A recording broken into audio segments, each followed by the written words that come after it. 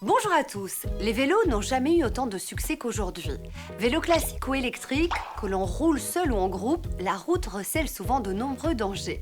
Contact vous emmène dans la roue de ces cyclistes qui évitent souvent des accidents. Vie ma vie de cycliste, c'est tout de suite.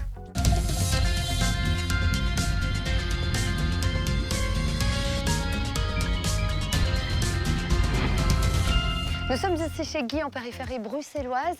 Tous les matins, ou pratiquement, c'est le même rituel. Vous prenez votre vélo pour partir au boulot.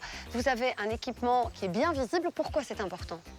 L'important, c'est de partir, je dirais, en fonction de la météo du jour, mais surtout d'être visible de la circulation. Donc, traverser des voiries avec des voitures, il faut toujours être bien identifié et avoir un partage de la voirie qui se fait de façon la plus conviviale possible. Guy, on est parti pour faire 20 km à vélo. Quel est le danger principal chaque matin que vous rencontrez ? Les passages de rond-point, ce sont des lieux où les voitures prennent parfois un peu plus de vitesse. Et donc, il faut bien pouvoir identifier dans quelle direction on va pour éviter, je dirais, les malentendus et des accidents potentiels. Concrètement, ici, les voitures vous mettent en danger. Absolument. Donc, le marquage est empiété par les voitures. Ce marquage est une zone de sécurité pour le passage des vélos. Et le fait que le vélo doive se rabattre sur la voie publique peut être surpris par une voiture qui vient par l'arrière ou même en face. Et donc, ça le met en danger, clairement. Ici, donc, c'est double sens. Oui. Donc, il faut faire attention au croisement. Et quand on arrive dans un carrefour, les voitures ont tendance à regarder qui vient à leur rencontre.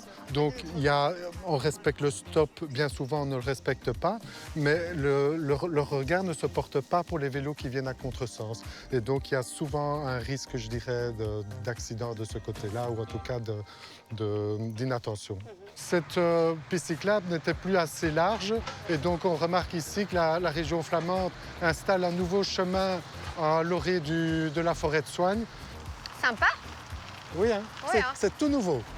Et plus on installera en fait de vraies pistes cyclables comme celle-ci, moins il y aura de conflits avec les automobilistes. Oui, bien évidemment. Parce que partager le tout, c'est difficile.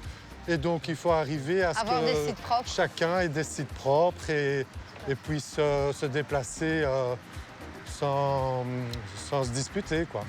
Et voilà. Guy, merci beaucoup en tout cas. C'était un plaisir. C'était une belle Pour vous, promenade. c'est petite douche et boulot maintenant, c'est ça ? Oui, le boulot continue. Voilà pour cette immersion avec Guy. Comme vous l'avez vu, les dangers sont partout lorsqu'on est cycliste. L'occasion de vous rappeler quelques conseils.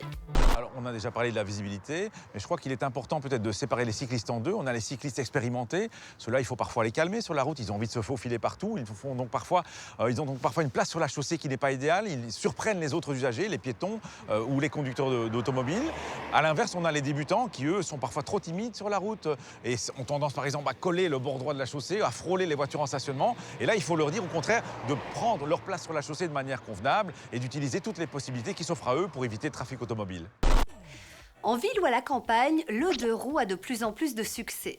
Prudence et anticipation vous permettront d'éviter de nombreux accidents. Bien équipés, privilégiez les pistes cyclables quand c'est possible, méfiez-vous des piétons et gardez vos distances avec les voitures garées sur le côté. Voilà, vous savez tout, ou presque. Si vous avez des questions, contactez-nous via les réseaux sociaux. À la semaine prochaine et d'ici là, bonne route!